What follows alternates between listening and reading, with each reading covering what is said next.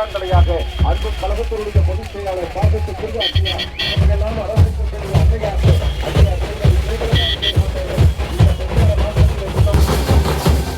வணக்கம்.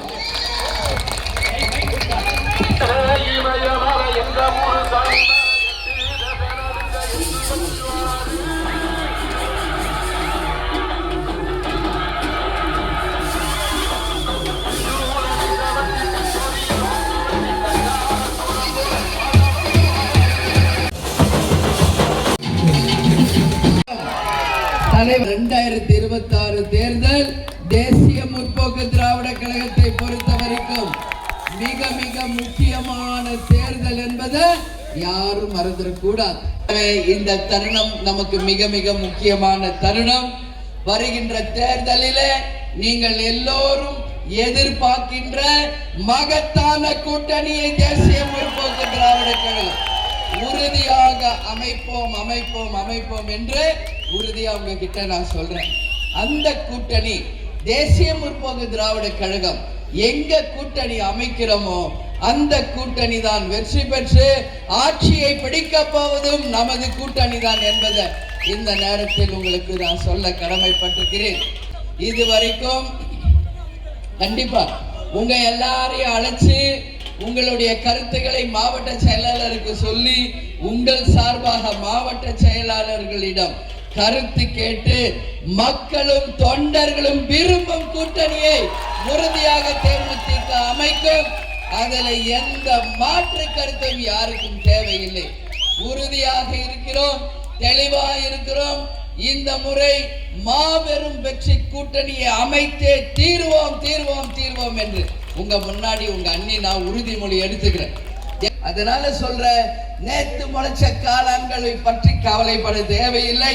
இது 20 ஆண்டு கால ஆலமரம், பல விழுதுகளை கொண்டு ஆலம் விருட்சகம். இது எத்தனையோ தோல்விகள், வெற்றிகள், துரோகங்கள் எல்லாத்தையும் கடந்து இன்னைக்கு தெளிந்த ஓடை எஸ்ஐஆர் அப்படின்னு எல்லாரும் பேசுறாங்களே, கேள்விப்பட்டீங்களா?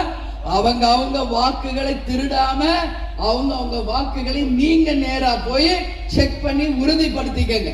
நீங்க மட்டும் இல்ல, நம்ம குடும்ப உறுப்பினர்களும் அத்தனை பேர் வாக்குகளும் உறுதியா இருக்கா என்பதை ஆய்வு செய்து அதை நீங்கள் உறுதிப்படுத்திக் கொள்ள வேண்டும்.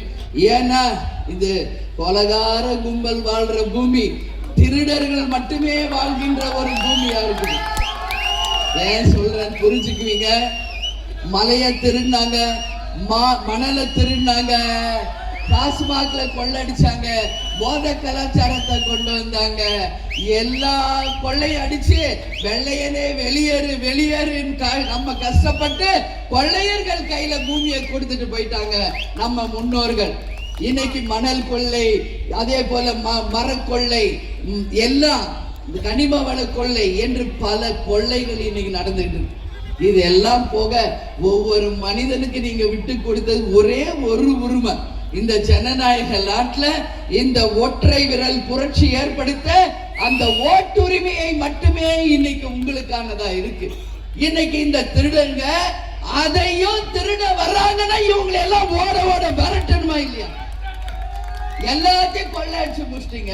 இன்னைக்கு மக்கள் ஓட்டை கூட திருட வர்றீங்களே, நீங்க எல்லாம் என்ன ஜாதி, என்ன மக்களுக்கு என்ன செய்ய போறீங்க என்ற கேள்விதான் இங்க வருது நம்மளுக்கு.